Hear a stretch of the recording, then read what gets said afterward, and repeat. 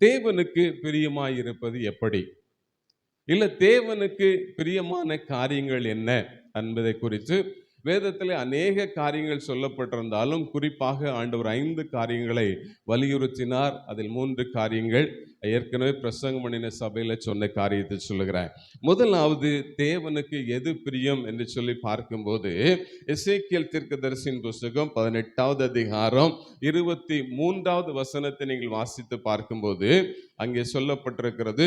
எசேக்கியேல் தீர்க்கதரிசி 18:23 சொல்லுகிறது, துன்மார்க்கன் சாகிறது எனக்கு எவ்வளவேனும் பிரியமோ, துன்மார்க்கன் சாகிறது எனக்கு எவ்வளவேனும் பிரியமோ, அவன் தன் வழிகளை விட்டு திரும்பி பிழைப்பது, அவன் தன் வழிகளை விட்டு திரும்பி பிழைப்பது அல்லவோ எனக்கு பிரியம் என்று கர்த்தராகிய ஆண்டவர் சொல்லுகிறார். எனக்கு பிரியம் என்று கர்த்தராகிய ஆண்டவர் சொல்லுகிறார்.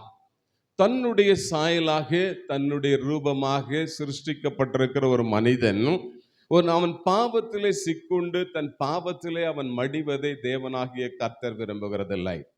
அல்லேலூயா. தேவன் அங்கே எதை விரும்புகிறார் என்று சொன்னால், தன்னுடைய பாவத்திலே, தன்னுடைய அக்கிரமத்திலே, தன்னுடைய மீறுதலிலே காணப்படுகிற எந்த ஒரு மனுஷனானாலும் அவன் மனம் திரும்பி பிழைக்க வேண்டும் என்று சொல்லி தேவனாகிய கர்த்தர் விரும்புகிறார். ஆகவேதான் இங்கே சொல்லப்பட்டிருக்கிறது, துன்மார்க்கன் என்று சொல்லும்போது பாவியான மனுஷன் சாகிறது எனக்கு எவ்வளவேனும் பிரியம் அல்ல, அவன் மனம் திரும்பி பிழைக்க வேண்டும் என்பதே எனக்கு பிரியமாய் இருக்கிறது என்று ஆண்டவர் இங்கே சொல்லுகிறார். இந்த கால வேளையில மத்தேயு எழுதின சுவிசேஷம் 18வது அதிகாரம் 4வது வசனம் என்று நினைக்கிறேன். அந்த வசனம் இப்படியாக சொல்லுகிறது, நீங்கள் மனம் திரும்பி பிள்ளைகளைப் போல் ஆகாவிட்டால் பரலோக ராஜ்யத்திற்குள்ளே பிரவேசிக்க மாட்டீர்கள். ஒருவேளை நாம் கேள்வி கேட்கலாம், நான் எதற்காக மனம் திரும்ப வேண்டும், நான் எதற்காக நான் போகிற பாதையை விட்டு வர வேண்டும் என்று சொல்லி நமக்குள்ளே கேள்விகள் எழும்பலாம். ஆனால் ஆண்டவராகிய இயேசு கிறிஸ்து தாமே மத்தேயு 18:4 எப்படியாக சொல்லுகிறார், நீங்கள் மனம் திரும்பி பிள்ளைகளை போல் ஆகாவிட்டால், ஒரு சிறு பிள்ளையை போல நீங்கள் மாறாவிட்டால், ஒரு சிறு பிள்ளையினுடைய சுபாவத்தை போல நீங்கள் மாறாவிட்டால், ஒரு சிறு பிள்ளையினுடைய செய்கைகளை போல உங்கள் செய்கைகள் மாறாவிட்டால் நீங்கள் எங்கே போக முடியாது, பரலோக ராஜ்யத்திற்குள்ளே போக முடியாது. ஆகவேதான் ஆண்டவராகிய இயேசு கிறிஸ்து சொல்லுகிறார், நீங்கள் ஒரு சிறு பிள்ளையை போல நீங்கள் என்ன செய்ய வேண்டும், மாற வேண்டும். அந்த பிள்ளையினிடத்துல என்ன இருக்காது, அது பொய் பேசுமா? பொய் பேசாது. அந்த பிள்ளை கபடான காரியங்களை செய்யுமா? செய்யாது. அந்த பிள்ளை என்ன செய்யும், உண்மையை மாத்திரம்தான் பேசும். அந்த பிள்ளைக்குள்ள தீமையான எண்ணங்கள் இருக்காது. தீய காரியங்களை செய்ய வேண்டும் என்கிற எண்ணம் அந்த பிள்ளைக்குள்ள என்ன செய்யாது, இருக்காது. அந்த பிள்ளை எப்போ அதெல்லாம் செய்ய ஆரம்பிக்கும் அப்படின்னு சொன்னா, நாம எதை செய்கிறோமோ அதை கற்றுக்கொண்டுதான் பிள்ளைகள் என்ன செய்யும், செயல்பட ஆரம்பிக்கும். தேவ பிள்ளைகளே, இன்றைக்கு நம்முடைய வாழ்க்கையும் கூட எப்படி மாறணும் அப்படின்னு சொன்னா, நாம சிறு பிள்ளைகளை போல நாம் என்ன செய்யணும், மாறணும். சிறு பிள்ளைகளை போல நம்ம என்ன செய்யணும், மாறும்போது ஆண்டவர் சொல்லுகிறார், அப்பொழுது நீங்கள் பரலோக ராஜ்யத்திற்கு தகுதி உடையவளாய் என்ன செய்வீங்க, மாறுவீர்கள் என்று சொல்லி வேதம் சொல்லுகிறது. அடுத்ததாக, தேவன் எதற்காக நம்மை மனம் திரும்ப பண்ணுகிறார் என்று சொல்லி நீங்க பார்க்கும்போது எசேக்கியேல் தீர்க்கதரிசியின் புஸ்தகம் 33வது அதிகாரம் 7வது வசனத்தை நீங்க வாசிங்க.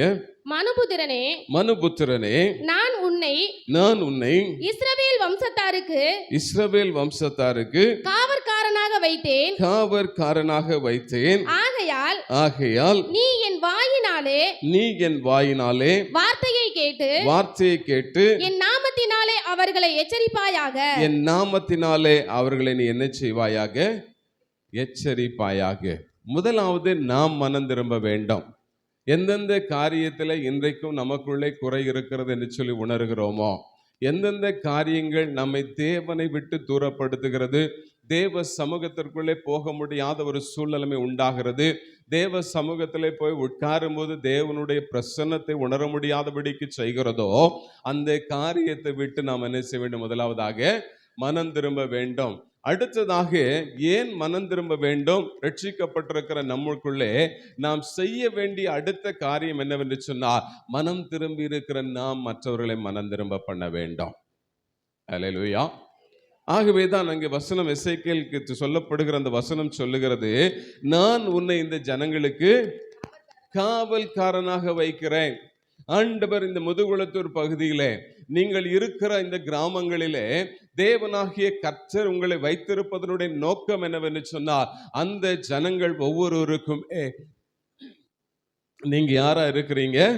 காவற்காரனாய் இருக்கிறீர்கள் என்று வேதம் சொல்லுகிறது.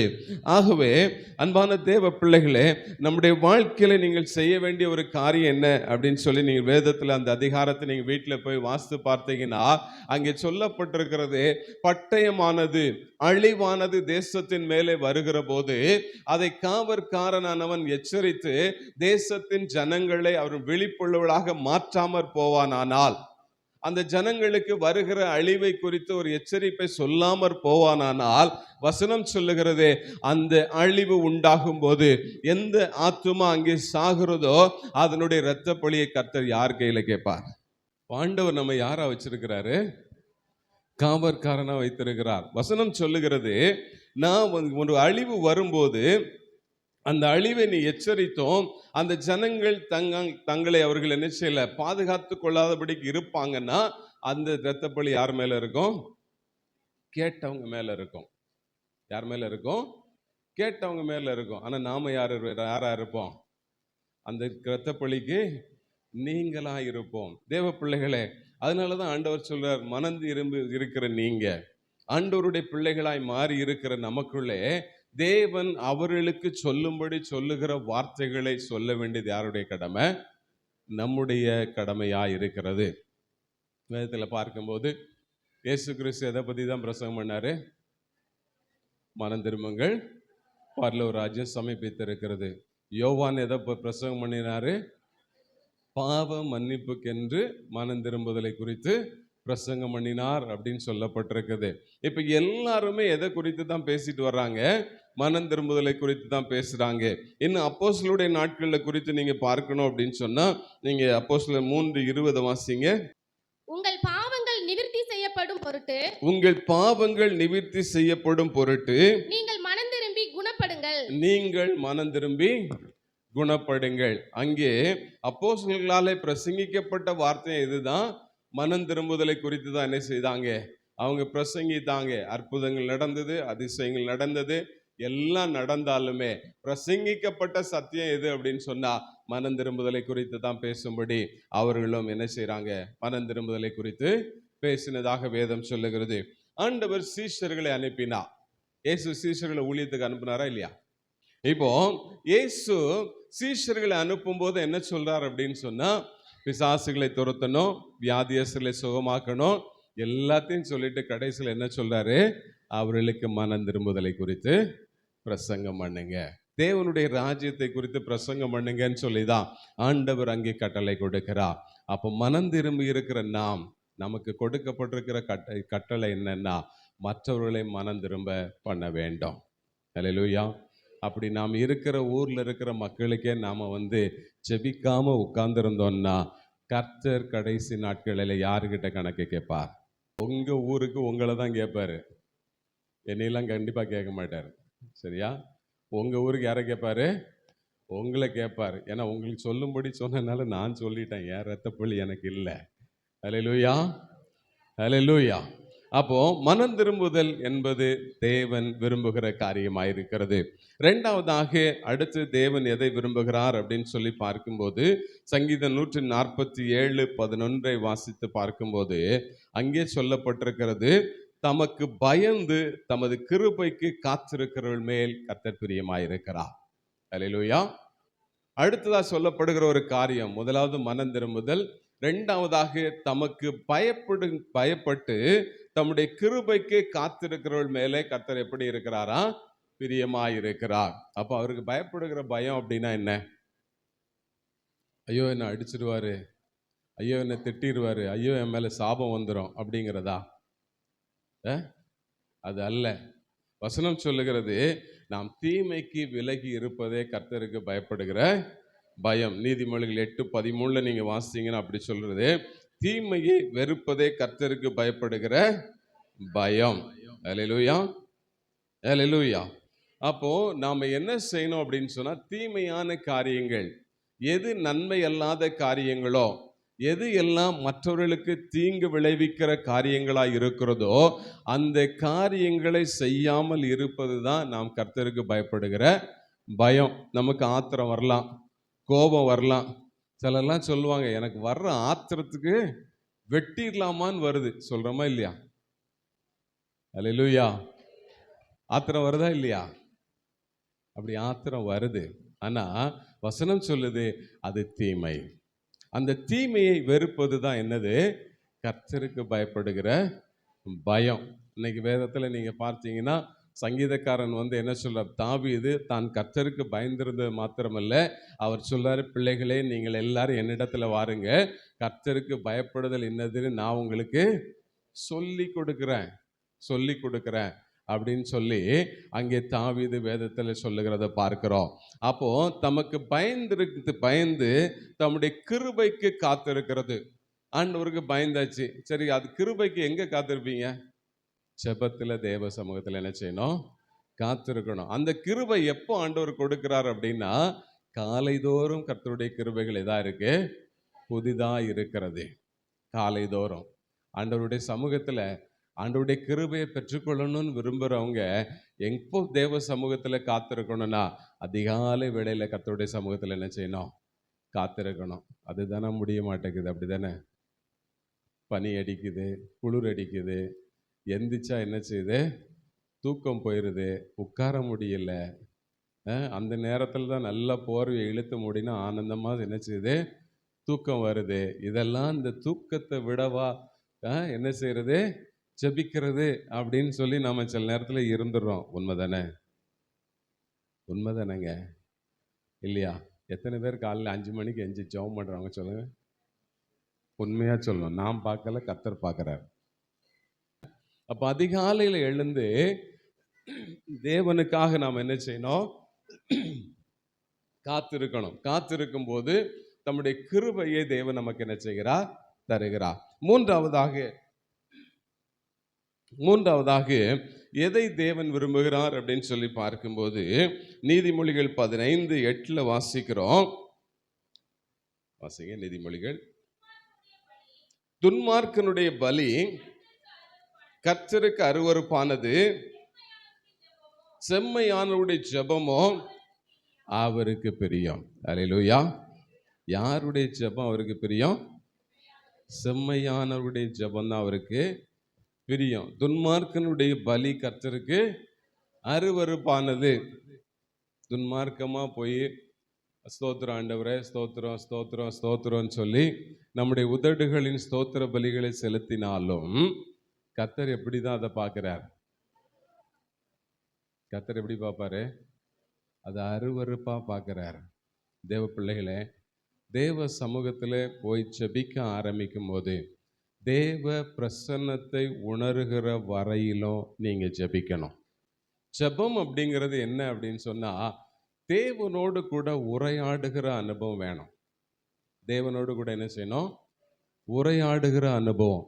அப்போ தேவ சமூகத்துல போய் உட்காரும் போது கர்த்தருடைய பிரசன்னத்தை நாம உட்கார்ந்த உடனே என்ன செய்யணும்? அதை அனுபவிக்க கற்றுக்கொள்ளணும்.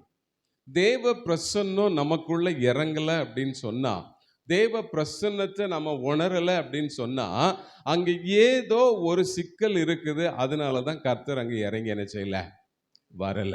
அப்ப அந்த சிக்கல் என்ன அப்படிங்கிறது, ஒருவேளை தானியேலுக்கு வந்ததான பெர்சிய தேசத்தின் அதிபதி கூட தேவ பிரசன்னத்தை தடை பண்ணி நிறுத்தறதுக்கு முயற்சிக்கலாம்.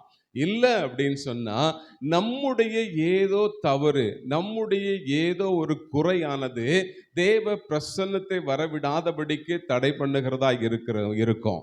அப்போ அப்படிப்பட்ட ஒரு சூழ்நிலைமை இருக்கும்போது நீங்க முழங்கால் போட்டு 5 நிமிஷத்துக்குள்ள தேவ பிரசன்னத்தை உணரலன்னா நீங்க உங்களை ஆராய்ந்து பார்க்கணும். அல்லேலூயா, அல்லேலூயா.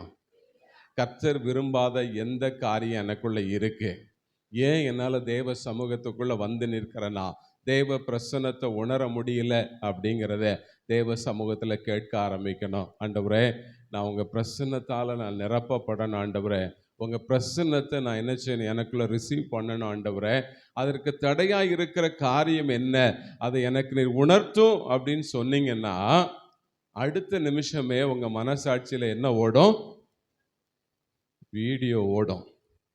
நீ இப்படி பேசின, நீ இந்த இடத்துல இப்படி நடந்த, நீ இந்த இடத்துல இப்படி செய்த அப்படிங்கிற காரியத்தை ஆண்டவர் உணர்த்தும் போது உடனடியாக நம்ம தேவ சமூகத்தில் நம்மளை என்ன செய்யணும்? ஒப்பு கொடுக்கணும். ஆண்டவரிடத்துல நல்மனம் பொருந்தணும். ஆண்டவரே, உம்முடைய பிரசன்னத்தை உணரப்படியாதபடி உமக்கு விரோதமாய் நான் செய்த இந்த தவறை எனக்கு மன்னியும், இந்த குற்றத்தை எனக்கு மன்னியும், என்னை உம்முடைய பிரசன்னத்தினாலே நிரப்பும் ஆண்டவரேன்னு சொல்லி கேட்டிங்கன்னா அளவில்லாத ஒரு தேவ பிரசன்னத்தை நீங்கள் உணர்ந்து கொள்ள முடியும். அல்லேலூயா. அப்போ அந்த தேவ பிரசன்னத்தை உணர்ந்த பின்பு உங்களுடைய ஜெபம் எப்படி மாறணும்னா தேவனோடு கூட உரையாடுகிற ஒரு ஜெபமா மாறணும். அந்த ஜெபத்தை நான் சொல்லித்தரேன், கேளுங்க. நீங்கள் ஒரு கேள்வி ஆண்டவர்கிட்ட கேட்குறீங்க. கேட்ட மாத்திரத்தில் ஒன்று ஆண்டவர் வசனத்தை கொண்டு பேசுவார். ஏதாவது ஒரு வசனத்தை நினைப்பூட்டுவார். அதற்கு சம்பந்தப்பட்ட வசனத்தை நினைச்சுவார், நினைப்பூட்டுவார். இல்லை அப்படின்னு சொன்னால் நீங்கள் கேட்கிற கேள்விக்கு கர்த்தர் உள்ளத்துக்குள்ளேயே ஒரு சத்தத்தை தொனிக்க பண்ணுவார். அல்லேலூயா. என்னால் சொல்ல முடியும், கர்த்தர் அவர் பேசுகிற தேவன். அல்லேலூயா. அவர் நம்மோடு கூட பேசுகிற தேவன். நீங்க போய் உட்கார்ந்து ஆண்டவருடைய சமூகத்தில் பேச ஆரம்பித்தாலே தேவன் உங்களோடு கூட என்ன செய்வார்? பேசுவார். ஆனா தேவ சமூகத்திலே நீங்கள் கேட்கிற கேள்விக்கு பதில் வருகிற வரையிலும் காத்திருக்க கற்றுக்கொள்ளுங்க. அதான் வசனம் சொல்லு, தமக்கு காத்திருக்கிறவர்கள் மேல் கர்த்தர் என்ன செய்கிறார்? பிரியமாயிருக்கிறார். அல்லேலூயா. அப்போ தேவன் எதை விரும்புகிறார் என்று சொன்னால் செம்மையானவருடைய ஜெபத்தை தேவன் என்ன செய்கிறார்? விரும்புகிறார். அடுத்ததாக எபிரேயர்களின் நிருபம் 11வது அதிகாரம் 6வது வசனம். எபிரேயர் 11:6. விசுவாசம் இல்லாமல் தேவனுக்கு பிரியமாய் இருப்பது கூடாத காரியம். தேவனுக்கு பிரியமாய் இருப்பது கூடாத காரியம். ஏனென்றால் தேவனிடத்தில் சேருகிறவன் அவர் உண்டென்றும் அவர் தம்மை தேடுகிறவர்களுக்கு பலன் அளிக்கிறவர் என்றும் விசுவாசிக்க வேண்டும். பலன் அளிக்கிறவர் என்றும் விசுவாசிக்க வேண்டும். விசுவாசம் இல்லாமல் தேவனுக்கு பிரியமாயிருப்பது கூடாத காரியம் என்று சொல்லப்பட்டிருக்கிறது. அப்போ விசுவாசிக்கிறவன் தேவனுக்கு பிரியமாய் இருக்கிறான். அல்லேலூயா. அல்லேலூயா. யாரு பிரியமா இருக்கிறாங்க? விசுவாசிக்கிறவங்க தேவனுக்கு பிரியமாய் இருக்கிறாங்க. இப்போ நீங்க சொல்லலாம், எங்களுக்கு பேர் என்ன பிரதர்? எங்க பேர் என்ன பிரதர்? விசுவாசி. விசுவாசியா இருக்கிறவங்க எங்களே பார்த்து நீ விசுவாசித்தா தான் தேவனுக்கு பிரியம் சொல்றீங்க அப்படின்னு சொல்லி நீங்க ஒரு கேள்வியை கேட்கலாம். அந்த வசனம் யாருக்கு எழுதப்பட்டுச்சு? இந்த வசனம் யாருக்கு தான் எழுதப்பட்டுச்சு? சபைக்கு தான் எழுதப்பட்டுச்சு. ரட்சிக்கப்பட்ட தேவனுடைய பிள்ளைகளுக்கு தான் இந்த வசனத்தை எழுதுறாரு. இது விசுவாசம் இல்லாமல் தேவனுக்கு பிரியமா இருப்பது கூடாத காரியம். இந்த 11வது அதிகாரத்தை நீங்க வீட்டில் போய் இன்னைக்கு கண்டிப்பா என்ன செய்யணும்? சாப்பிட்றதுக்கு முன்னாடி வாசித்து பார்க்கணும். சரியா? அதுல பார்த்தீங்க அப்படின்னு சொன்னா உலக தோற்றத்திலிருந்து முடிவு வரைக்கும் இருக்கிற பரிசுத்தவான்களுடைய காரியங்கள் அங்கே எழுதப்பட்டிருக்கும். என்னென்ன சூழ்நிலைமையில் அவங்க விசுவாசித்தாங்க அப்படிங்கிறதான். அந்த அதிகாரத்தினுடைய தொடக்கமே எப்படி இருக்கிறது? விசுவாசமானது நம்பப்படுகிறவர்களின் உறுதியும் காணப்படாதவர்களுடைய நிச்சயமாய் இருக்கிறது. இப்போ ஆண்டவராகிய இயேசு கிறிஸ்து ஒரு காரியத்தை குறித்து, கடைசி நாட்களில் நடக்க போகிற காரியத்தை குறித்து சொல்லும்போது ஒரு காரியத்தை சொன்னார். இந்த அதிகாரத்திலேயும் அதற்கு சம்பந்தமுடைய ஒரு நபர் இருக்கிறார். அவரை குறித்து தான் பேச போகிறேன். இப்போ ஆண்டவராகிய இயேசு கிறிஸ்து கடைசி நாட்களிலே ஜனங்கள் எப்படி இருக்கிறார்கள் என்று சொல்லும்போது அவர் 2 நபர்களை முக்கியமாக குறிப்பிட்டு சொன்னார். ஒன்று லோத்து. லோத்துவின் நாட்களில் நடந்தது போல மனுஷகுமாரனுடைய நாட்களில் நடக்கும்.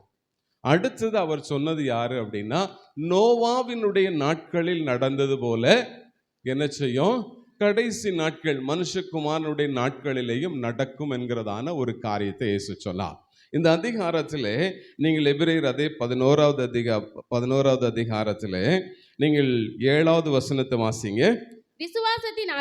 விசுவாசத்தினாலே நோவா தற்காலத்திலே காணாதவைகளை குறித்து தேவ எச்சரிப்பு பெற்று இருங்கம்மா, எதை குறித்து அவன் என்ன செய்யறான்? கண்டவைகளையா காணாதவைகளையா?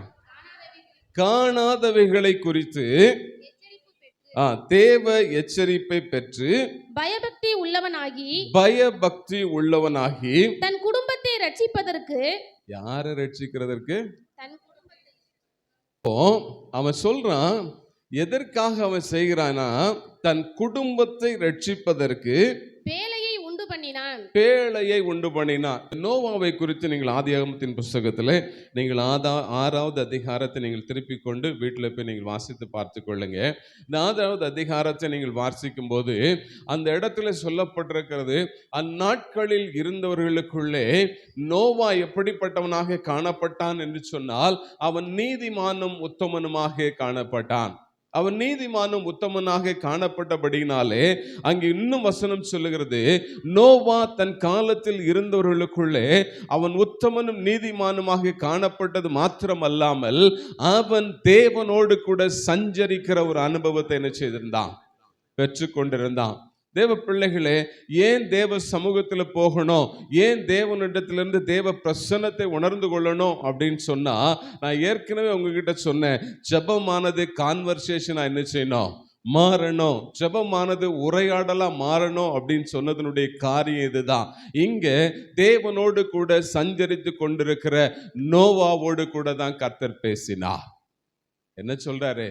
ஆண்டவர் சொல்றாரு, எப்பா, மனுஷர் பூமியில இருக்கிற மனுஷர்கள் எல்லாருமே அவங்களுடைய காரியங்கள் எல்லாவற்றையும் பார்க்கும்போது, இந்த மனிதர்களை சிருஷ்டித்தது எனக்கு விசனமாக இருக்கிறது, இந்த மனுஷர்களை பூமியில உண்டாக்கினது எனக்கு மனநோவா இருக்கிறது, ஆகவே இவர்கள் எல்லாரையும் நான் அழித்து நிர்க்கிரகம் பண்ண போகிறேன்.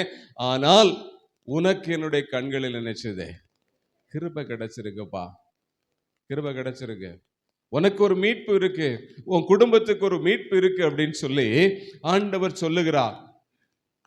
சொன்ன பின்புதான் அவர் என்ன செய்கிறார் அப்படின்னு சொல்லி பார்த்தா, நீ வெள்ளம் வரும்போது உன்னை தூக்கிட்டு போன்னு சொல்லலைங்க.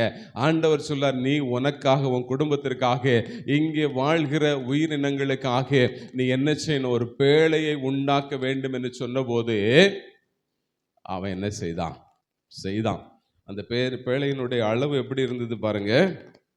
14வது வசனம் 6-14 வாசிங்க. நீ கொப்பேர் மரத்தால் உனக்கு ஒரு பேழையை உண்டாக்கு,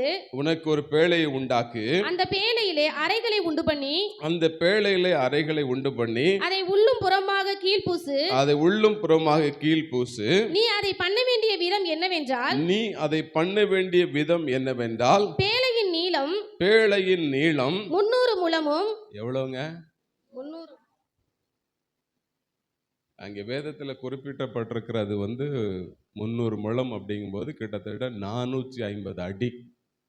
எத்தனை அடி? 450 அடி. சரி, அடுத்தது அதன் அகலம் 50 முழமும் அதன் உயரம் 30 முழமுமாய் இருக்க வேண்டும்.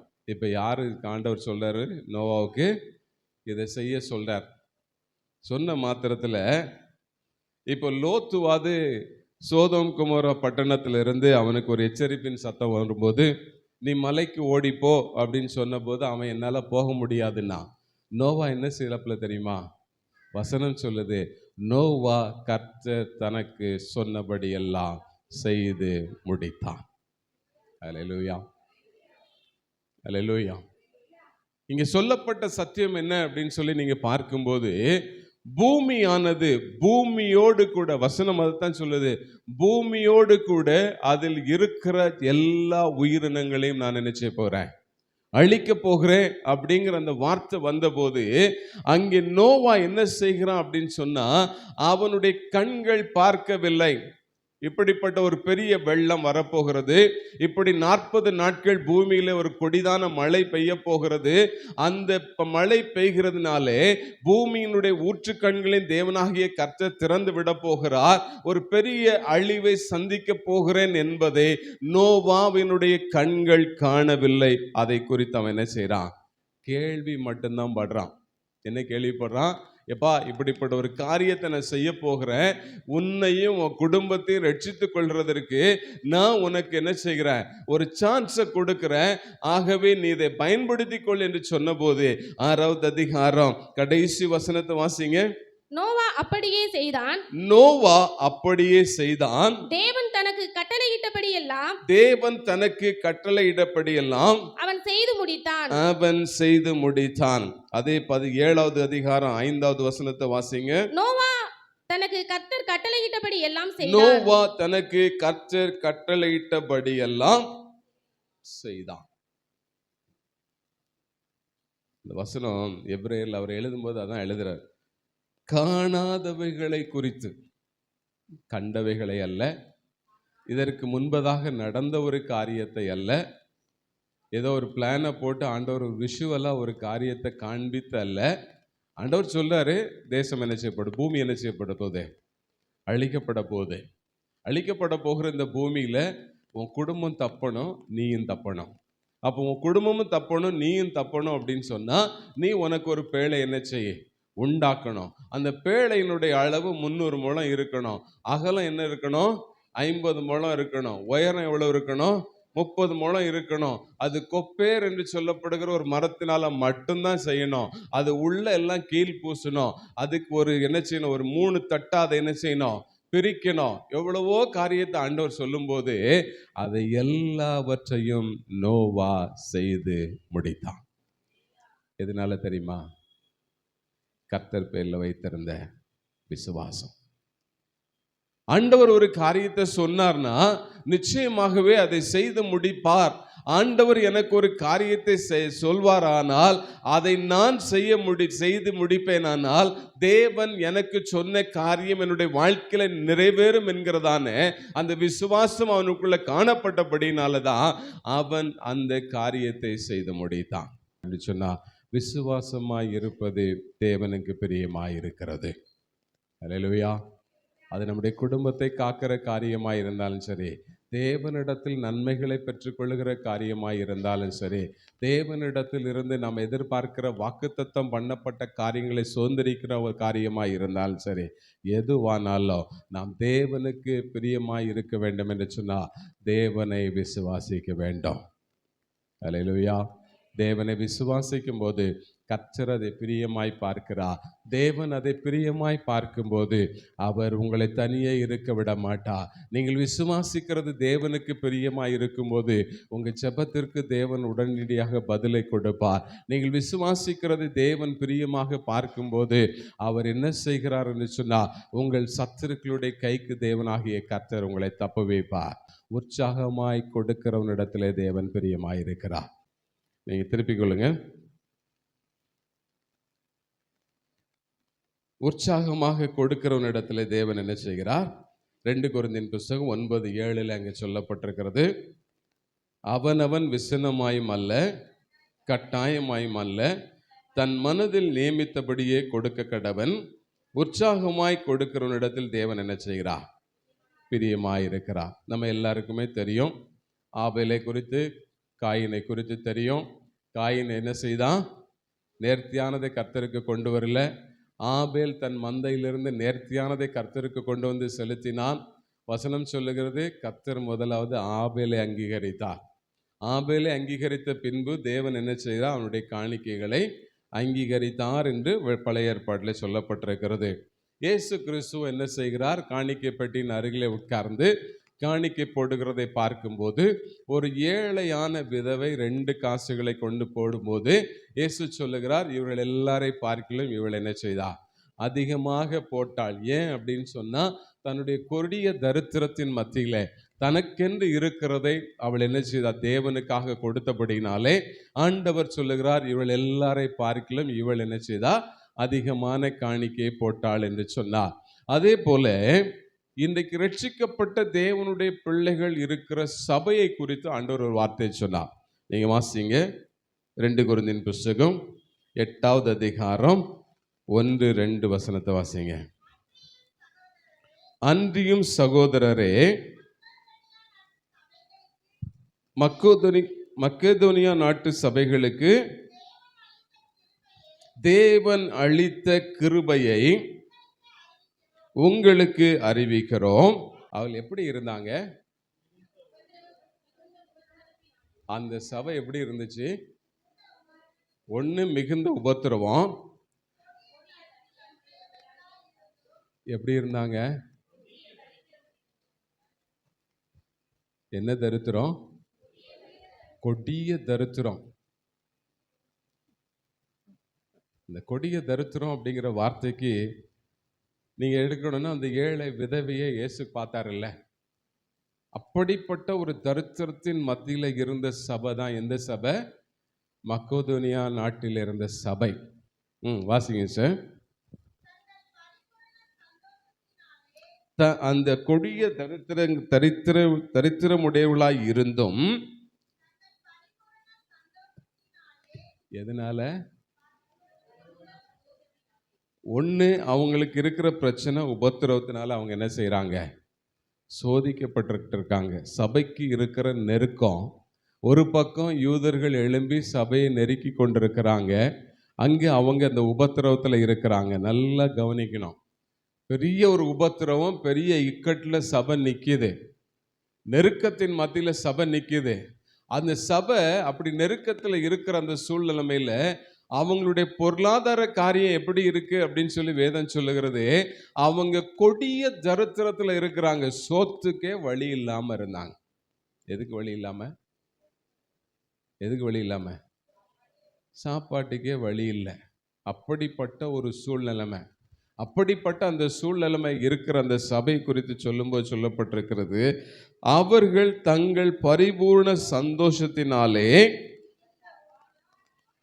மிகுந்த உதாரத்துவமாய் கொடுத்தார்கள். எப்படி கொடுத்தாங்க? மிகுந்த உதாரத்துவம். அந்த ஏழை விதவை செய்தது போல, எனக்கு இருக்குதோ இல்லையோ, என்கிட்ட இருக்கிறது என்ன செய்யணும்? ஊழியத்துக்கு பயன்படணும். என்கிட்ட இருக்கிறது சபைக்கு பயன்படணும். என்கிட்ட இருக்கிறது சக விசுவாசிக்கு பயன்படணும். சபையில் இருக்கிற ஜனங்கள் ஆகாரத்திற்கு அந்த கொடிய தரித்திரத்தில் நான் இருந்தாலும் பரவாயில்லை, என்னை போன்று இருக்கிற சபைகளுக்கு என்னுடைய பணமானது என்ன செய்யப்பட வேண்டும்? என்னுடைய பொருளானது என்ன செய்யப்பட வேண்டும்? உபயோகப்பட வேண்டும் என்று சொல்லி அந்த ஜனங்கள் அப்படி நின்றது நிமித்தமாக தான் மற்ற எந்த சபையை குறித்து கொடுக்கிற விஷயத்தில் எழுதப்படாத ஒரு சபை வேதத்தில் எழுதப்பட்டிருக்கு. அல்லேலூயா. இன்றைக்கு அந்த சபையை குறித்து நாம் பிரசங்கம் பண்றோம், அந்த சபையை குறித்து நம்ம பார்க்கிறோம் அப்படின்னு சொன்னா, அவர்கள் உதாரத்துவமாய் கொடுத்தது நிமித்தமாக அவர்கள் மிகுந்த சந்தோஷத்தோடு கூட என்ன செய்தாங்க? கொடுக்கிறாங்க. யோசிச்சு பாருங்க. சபை கொடிய தரித்திரத்தில் இருக்கு, உபத்திரவத்தில் இருக்கு. ஆனா அந்த சூழ்நிலையிலும் தங்கள் பரிபூர்ண சந்தோஷத்தினாலே உதாரத்துவமாய் கொடுத்தார்கள். தேவன் அதை தான் எப்படி பார்க்கிறார் தெரியுமா? பிரியமா பார்க்கிறா, பிரியமா பார்க்கிறா. வசனம் சொல்லுகிறது, தேவ பிள்ளையே, நீங்க கர்த்தருக்காக கொடுக்கிற ஒரு விஷயத்தின் தேவன் உங்களுக்கு திரும்ப கொடுக்காமல் விடவே மாட்டார். வசனம் தெளிவாக சொல்லுகிறது, என் தேவன் ஒருவருக்கும் கடன் படுகிறவர் அல்ல. உங்களுக்கு ஒரு காரியத்தை சொல்லிட்டு கொடுங்கள் அப்பொழுது உங்களுக்கு கொடுக்கப்படும் சொன்னா அதை கொடுக்காம விட்டுட்டு போகிற தேவன் அல்ல. சொன்னா சொன்னதை செய்கிறவர் தான் என் தேவன். அல்லேலூயா. அந்த தேவன் உங்களுக்கு நீ எந்த அளவினால் நீ அளந்து கொடுக்கிறாயோ அந்த அளவினாலே உனக்கு நான் அளந்து கொடுப்பேன் சொல்லிட்டார்னா அதை செய்து முடிப்பா, அதை செய்து முடிப்பா. நீ எந்த சூழ்நிலையில இருந்தாலும் சரி. ரெண்டாவது, கர்த்தருக்கு கொடுக்கிற விஷயத்துல நீங்கள் உற்சாகமாய் இருங்கள். அடுத்தது என்ன அப்படின்னு சொல்லி பார்த்தீங்கன்னா, சிலர் பொருத்தனை பண்ணுவீங்க. என்ன பண்ணுவீங்க? பொருத்தனை பண்ணுவீங்க. இன்னைக்கு அநேகருடைய வாழ்க்கையில பொருளாதாரத்திற்கான ஒரு பெரிய பிரச்சனை என்ன அப்படின்னு சொன்னா, நீங்க பொருத்தனை பண்ணிட்டு அந்த பொருத்தனை நிறைவேற்றாமல் போகிறதே உங்களுக்கு தேவனிடத்தில் இருந்து வருகிற ஒரு சாபமாக இருக்கிறது. வசனம் சொல்லுது, நான் சொல்லல. ஆண்டவர் சொல்லும்போது என்ன சொல்றாரு தெரியுமா? நீ சொன்னதை உன் கையில இருந்து வாங்குற வரைக்கும் நான் உன்னை என்ன செய்ய மாட்டேன்? விட்ட மாட்டேன். நீ பதறி சொன்னாலும் சரி, நீ தேவ ஆலயத்துல வந்து உன் பிரச்சனையின் மத்தியில, இக்கட்டின் மத்தியில, போராட்டத்தின் மத்தியில எப்படியாவது நான் விடுதலை பெற்றணும், இதுல இருந்து நான் எதையாவது ஒண்ணு செஞ்சிடணும் அப்படின்னு சொல்லி நீங்க பதறி ஒரு வார்த்தையை சொல்லி இருந்தா கூட அந்த வார்த்தையை நிறைவேற்றுகிற வரையிலும் கர்த்தர் உங்களை விட மாட்டேன்னு சொல்றார். அது ஒரு பக்கம் நெருக்கடி தான். ஆனா அதனாலதான் வந்து வசனம் சொல்லுது, நீ தேவ ஆலயத்துல போய் நிற்கும் போது வாய் பதறி ஒரு வார்த்தை நினைச்சக்கூடாது, சொல்லக்கூடாது. சில நேரம் அப்போ பொருத்தனை பண்ணியிருந்தா கர்த்தருக்கு செலுத்தணும். அடுத்ததா என்ன அப்படின்னு சொன்னா, என்ன சூழ்நிலைமை இருந்தாலும் சரி, முதலிடம் கர்த்தருக்கு கொடுத்து பாருங்க. முதலிடம் கர்த்தருக்கு கொடுத்து அவருக்காக உங்களுடைய பொருளாதாரமா இருந்தாலும் சரி, பொருளா இருந்தாலும் சரி, பணமா இருந்தாலும் சரி, கர்த்தருக்காக கொடுத்து பாருங்க. நிச்சயமா சொல்லுகிறேன், மக்கோதோனியா சபையை கர்த்தர் ஆசீர்வதித்தது போல உங்களையும் அவர் ஆசீர்வதிக்க வல்லவராய் இருக்கிறார்.